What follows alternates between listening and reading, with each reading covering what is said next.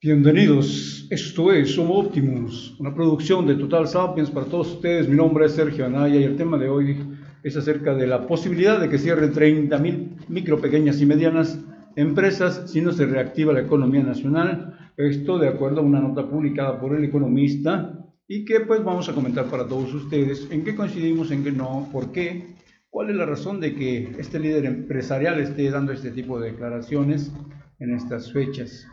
De acuerdo al texto del economista, si en el siguiente semestre no se reactiva la economía mexicana, alrededor de 30.000 micro y pequeñas empresas podrían bajar cortinas ante la inexistencia de una política interna que reactive al empresariado mexicano en pequeño y la eliminación de apoyos gubernamentales. Es decir, según este líder empresarial, no hay estímulos para los micro, pequeños y medianos empresarios y tampoco hay una clara política en relación a este tipo de negocios. Y eso es lo que está solicitando a la actual administración de la Cuarta Transformación, presidida por Andrés Manuel López Obrador, y que al decir de este dirigente simplemente no les han hecho caso, no se han acercado, a pesar de que ellos han hecho algunas solicitudes para entablar el diálogo y plantear sus propuestas al Ejecutivo Federal. ¿Quién fue el que dijo eso? Pues el que lo dijo fue el dirigente de la Asociación Latinoamericana de Micros, Pequeños y Medianos Empresarios, la ALAMPYME, el señor Alejandro Salcedo.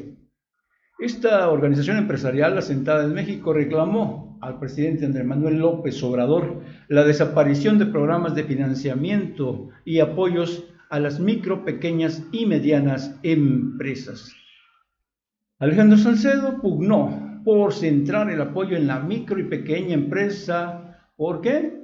Dice él, porque generamos más del 60% de las fuentes de trabajo, además de que somos el sustento de la economía mexicana. Esto es lo que dice Salcedo.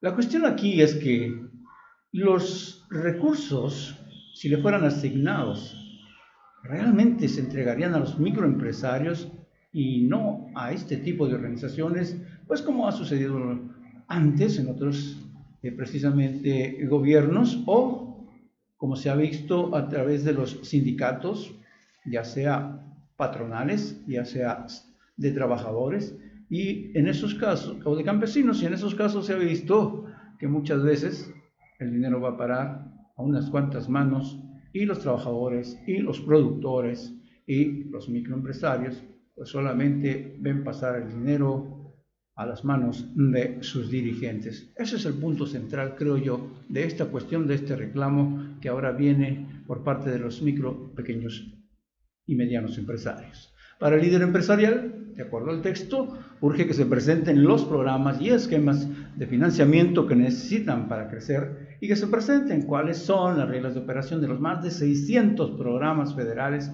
que existían vinculados a la economía social y a la del campo. Justo pues lo que acabamos de comentar.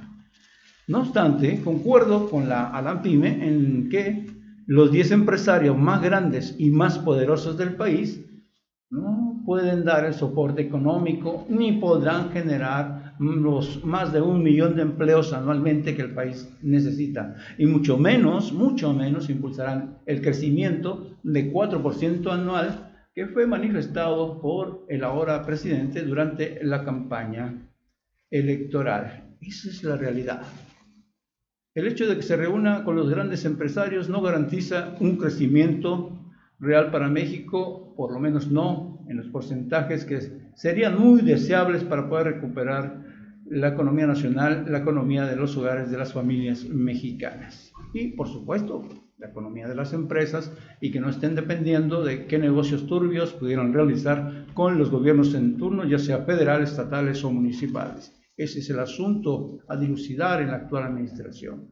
Pero sigamos con la nota. Según Salcedo, los más de 4.5 millones de micro y pequeños empresarios presentan y representan una alternativa para reactivar la economía y crecer más del 0.1%. Esto es algo pues, que me parece es totalmente irrefutable porque un crecimiento de 0.1%, hasta una gallina que pone un huevo, haría que la economía mejorara. Entonces, si tenemos 4.5 millones de micro y pequeños empresarios dispuestos a seguir trabajando, pues obviamente se va a notar en la economía nacional.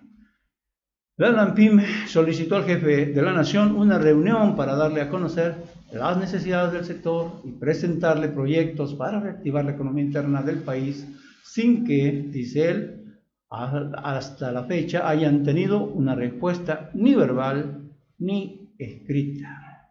Y aquí caemos en lo que ha sucedido en varios sectores durante la actual administración, que ciertamente tiene pocos meses todavía de haber iniciado y ha enfrentado cualquier cantidad de retos que ningún otro gobierno había tenido que solventar, como lo ha hecho el gobierno presidido por Andrés Manuel López Obrador.